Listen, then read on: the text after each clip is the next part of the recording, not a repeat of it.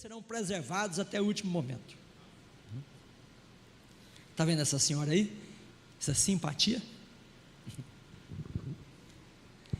Gente, o que pertence a Deus não pode ser tirado das mãos dele. Olha, eu estava na CPB, e aí eu estava avaliando, né, projetos que as pessoas tinham mandado para publicar, né, livros. Se a gente aprovasse na comissão, seriam publicados. Eu estava lendo, né, um manuscrito, e não estava assim muito claro, não estava bem escrito, mas eu perseverei na leitura, né, cheguei pela página 15, sabe, e aí a história, né, me envolveu, uma história fabulosa, uma história de Deus mesmo, né? E era essa senhora contando a história dela. Ela disse que nasceu num lar espiritualista, no Rio de Janeiro. Pai agressivo, batia nos filhos, batia na esposa, bebia muito, assediava a irmã mais velha, um lar desordenado.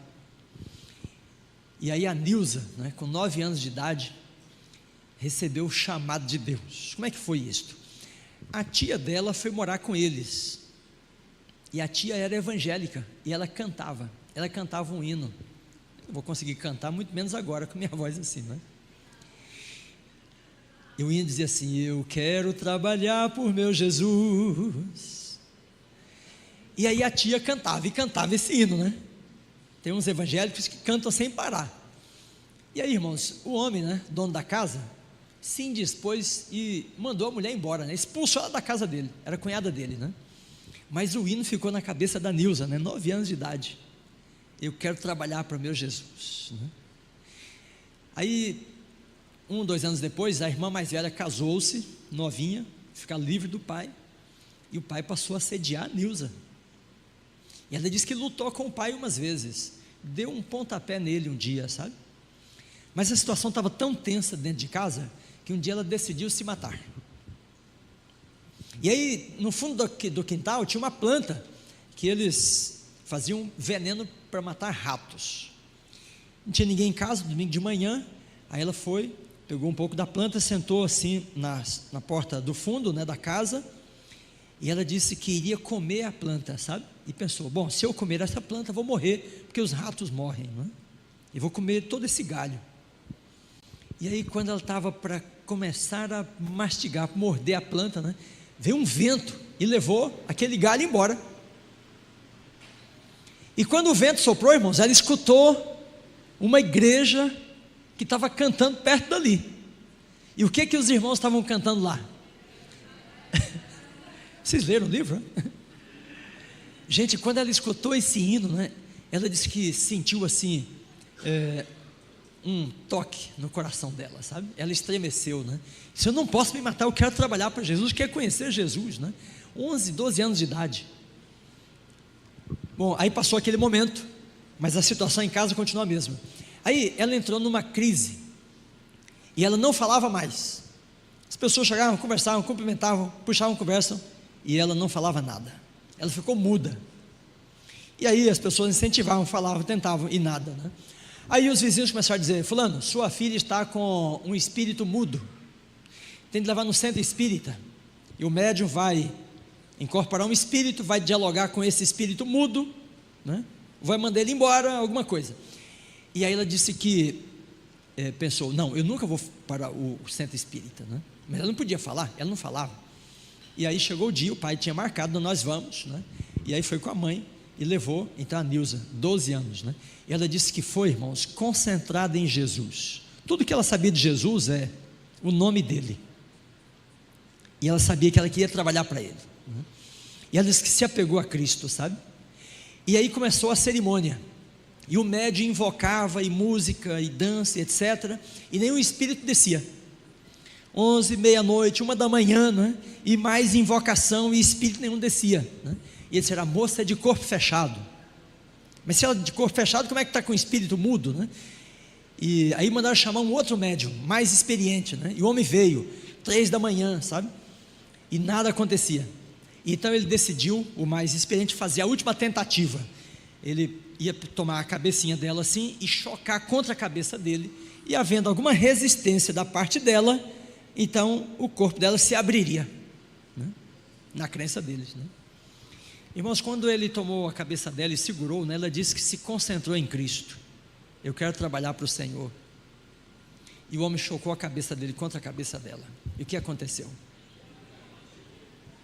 Ele caiu de costas, desacordado. E ela escreveu no livro assim: ele deve ter chocado a cabeça dele contra a cabeça de um anjo, ou a cabeça do próprio Jesus, né? Porque ela era uma chamada, uma escolhida, uma fiel de Deus, né? Na sua simplicidade queria conhecer Jesus, trabalhar para Ele. Ela se casou muito nova para ficar livre do pai. O marido foi pior para ela do que o pai, quis matá-lo algumas vezes. Uma noite ela disse que abriu os olhos, ele estava com um punhal na direção do peito dela, mas estava imóvel, tremendo, e ela chutou, deu um pontapé, jogou o homem do lado da cama, sabe? Outro dia, brigando com ela, ele a agrediu, né? E o filho de 6 anos disse que pulou na frente assim, se armou e disse: pai, não vem não, que agora é comigo, né? O menininho de 6 anos, né? E aí diz que o homem amarelou, porque não era o menino, né? Era Deus. E o homem saiu correndo pela porta da casa, irmãos. Bom, aos 27 anos, ela mudou para Rio Bonito, 27 anos de idade, né? E aí a rua era estreitinha, e a janela dela dava comunicação com a janela da vizinha. E a senhora vizinha, em frente à casa dela, né, era uma adventista do 7º dia. E lá de dentro da casa dela, a irmã dizia assim: dona Nilza, você tem uma Bíblia? Não. Você estuda a Bíblia? Ainda não. Não, ela disse que tinha a Bíblia. Ela tinha ido a uma igreja um tempo. Não, eu tenho a Bíblia. Mas você estuda, você entende? Eu vou estudar com você. E aí começou a estudar a Bíblia com ela, né? E aí, gente, a Nilza finalmente conheceu Jesus, né? Sua palavra, sua lei, seu plano de salvação. E aí foi batizada. No dia que ela foi batizada, deu um vento e quebrou as janelas da igreja. Era uma manifestação das trevas, né? Ela foi batizada. Aos 30 anos entrou na comportagem, foi trabalhar para Jesus. Irmãos, a Nilza levou dezenas de pessoas ao batismo. E aí um dia eu estava indo ao Rio de Janeiro, e eu liguei para o pastor, o presidente, falei: pastor, me dá o telefone do pastor da igreja. Eu me esqueci o nome da cidade onde ela estava morando, né? Eu sabia. E aí eu liguei para o pastor, falei: pastor, tem uma senhora na sua igreja chamada Nilza? Ele disse: claro, tem sim. E ele disse: olha, essa mulher é dinâmica, ela levou tantas pessoas aqui ao batismo. Eu falei: pode levá-la ao concílio de anciãos? Põe a foto aí. Põe a foto aí de novo, por favor, por gentileza. E aí, irmãos, eu pensei: vou encontrar uma senhora cabisbaixa, né, com o rosto dela marcado do sofrimento. Mas quando eu vi a Nilza, a minha surpresa, era uma mulher simpática, sorridente, sabe? O olhar para cima. E aí eu tirei essa foto com ela, né? Simpatia de pessoa, mulher de fé, de garra, sabe? De coragem, porque a garra dela, a coragem dela é em Jesus. Eu quero trabalhar para o meu Jesus. Trabalhou mais de 30 anos na comportagem, levou dezenas de pessoas ao batismo.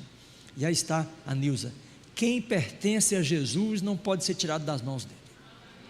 Aquele que tem um pacto com Jesus não pode ser tirado, não pode ser atingido, né? 1000 cairão ao teu lado, 10.000 ao outro lado, mas tu não serás atingido, né?